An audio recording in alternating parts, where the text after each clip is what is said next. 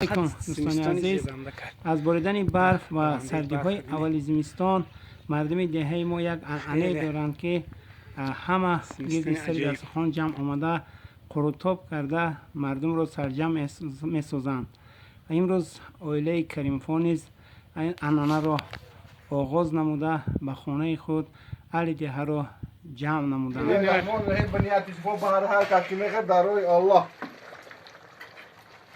پیاز روغن زرد کتی انا خیلی میپزن. بله. مادران باشند شبها قرود را خیلی مولیده آب قرود را آماده می نمایند. قرود شو شکیده دستی تیار میکنند. خیلی در بروی آبی قرود را در بروی الو گرم کرده خیلی میکوبند. اینکه همین نبوره. فطیرای روغنی که ولی برای طبق دیگه طبق داره ریزه میکنن. فطیران ترکیبش ده روغنی زرد داره همش. من در طبق هم خیلی فطیر ریزه کرده طبقات داد آماده میکنیم شه. بسم الله الرحمن الرحیم. یک کوله دارم. هم اوج را نگید. جنگل بس.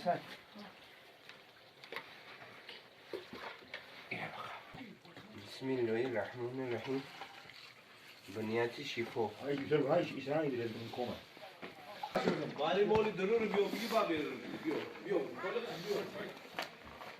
برا. تراکتور کسرم نیمی ماغزرم کامشی. شیطان الرجیم. بسم الله الرحمن الرحیم. بنیاد شفا بالا دو. آج عزیز تینا بیو. تینا شیونه. اما هی برا.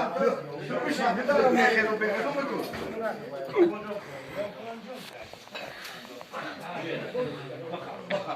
بخا استاد والله استاد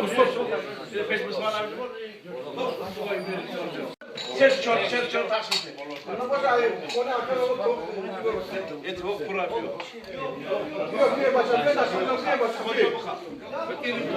بچا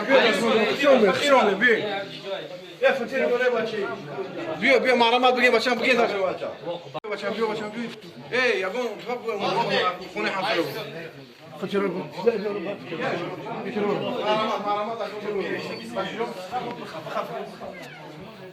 این قروتاب میجوزش گرم و فقط در وقت سردی هوای خنک و حتی خانه ساکن این رو میتوان استعمال کرد و واسطه این قروتاب مردم محله یک بار دیگر با هم سرجم شده و برای سال آینده کامیابی نیک و فیض برکت فراوان تمنا میکنند.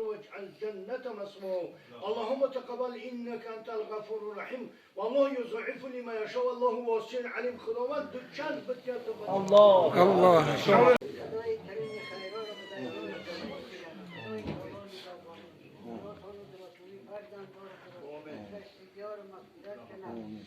مورد شفاعت یا خدای بزرگم این خیرا رو به درگاهش قبول دیگر کنم.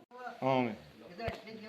آمین. مورد شفاعت یا این خیرا رو به درگاهش. آمین. هزار رحمت، خوشم هزار رحمت.